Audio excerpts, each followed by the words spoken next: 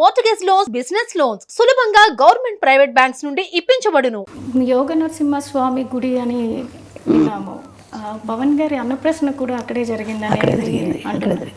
దానికి సంబంధించి వివరాలు చెప్తారా? మేము తిరుపతి దర్శనానికి వెళ్ళాం. నేను మా వారు మిగతా పిల్లలందరూ తీసుకొని వెళ్ళాను. వెళ్తే అప్పుడు 6 నెలలు కరెక్ట్గా జరిగింది. ఆ రోజుకి వచ్చింది. 6 నెలలు వచ్చింది కదా, ఇక్కడే అన్నప్రాసన చేసేద్దాం అనిపించింది నాకు మనసులో. ఆయన దగ్గర ఎప్పుడూ ఒక కత్తి ఉంటుంది. ఈయన పోలీస్ ఆయన కదా, కొంచెం పోలీస్ డిపార్ట్మెంట్. ఆయన దగ్గర చిన్న కత్తి ఉంటుంది. ఆ కత్తి పెట్టి ఏదో పుస్తకాలు ఉంటే పెట్టి దేవుడి ప్రసాదం ఇచ్చారు. వెంకటేశ్వర ప్రసాదం. ఆ ప్రసాదం పెట్టి అక్కడే యోగ నరసింహస్వామి దగ్గర పడుకోబెట్టేసి చేశాను. చూసి పడుకోబెట్టి ఇక్కడే చేసేద్దామంటే అని అన్నాను ఆయనతోటి, మా వారితోటి. ఇంకా అంతకంటే అదృష్టం ఏముందిలే అని చెప్పి వాళ్ళకి చేస్తే ఆయన కత్తి పుట్టుకున్నాడు. తర్వాత పెన్ తీసుకున్నాడు. ఓకే, అంతే.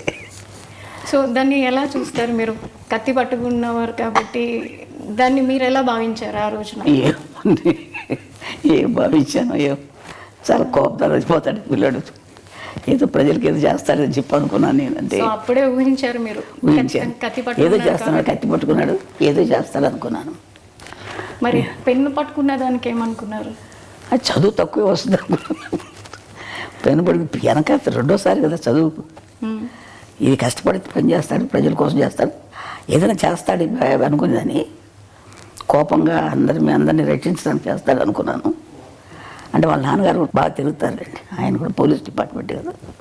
ఆయన బుద్ధులన్నీ ఉన్నాయి ఆయనకి, ఆయన గుణాలే ఉన్నాయి ఈయన కూడా. కొంచెం తిరగటం, కోపం అన్నీ ఉన్నాయి. ఆయన కూడా అట్లా తిరిగేవారు. ఆయన సుమన్ టీవీలో మీ పర్సనల్ అండ్ బిజినెస్ ప్రమోషన్స్ కోసం కింది నెంబర్కి కాంటాక్ట్ చేయండి.